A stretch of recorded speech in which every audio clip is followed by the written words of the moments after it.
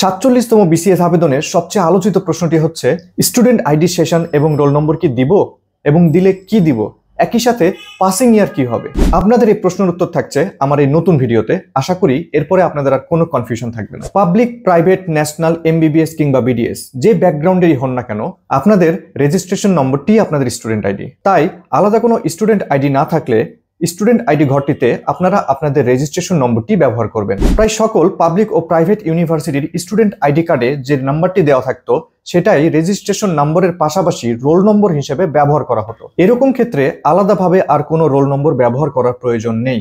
তবে কিছু কিছু ইউনিভার্সিটিতে রেজিস্ট্রেশন নম্বরের পাশাপাশি আলাদা রোল নম্বর দেওয়া হতো, সেক্ষেত্রে আপনারা পূরণ করতে পারেন। যারা এমবিবিএস বা বিডিএস পড়াশোনা করেছেন আপনারা প্রত্যেকেই কোনো না কোনো ইউনিভার্সিটির অধীনস্থ ছিলেন এবং সেই ইউনিভার্সিটি থেকে আপনাদেরকে একটি রেজিস্ট্রেশন নম্বর প্রদান করা হয়।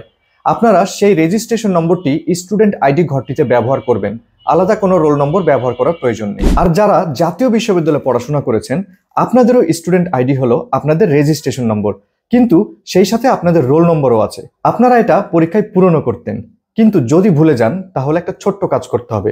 প্রথমেই আপনার মোবাইল ফোনটি হাতে নিন, আপনার ক্রোম ব্রাউজারে যান, ইএমএস লগইন লিখে সার্চ দিন, স্টুডেন্ট লগইনে ক্লিক করুন, আপনার রেজিস্ট্রেশন নম্বরটি বসান, প্রোফাইলের উপর ক্লিক করুন এবং এই পেজে রোল নম্বর সহ আপনি আপনার যাবতীয় তথ্য পেয়ে যাচ্ছেন। এবারে ক্লিয়ার করি পাসিং ইয়ার নিয়ে কনফিউশনটি। জটের কারণে কি পাসিং ইয়ার পরিবর্তন হবে? উত্তর হলো হবে না। ধরুন আপনি 2017-18 সেশনের একজন শিক্ষার্থী, কোভিড এবং ইউনিভার্সিটির বিভিন্ন জটের কারণে আপনি বের হয়েছেন 2023 সালে।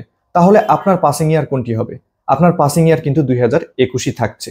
কিন্তু আপনি যদি কোনো ইয়ার লস দেন বা এক্সট্রা সেমিস্টার লাগে সেক্ষেত্রে কিন্তু আপনার পাসিং ইয়ারটি পরিবর্তন হচ্ছে।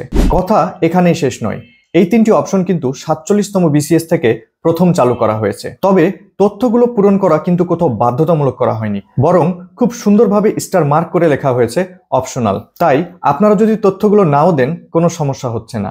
এরপরও যদি আপনাদের কোনো কনফিউশন থাকে তবে কমেন্ট অপশন কিন্তু খোলাই থাকছে।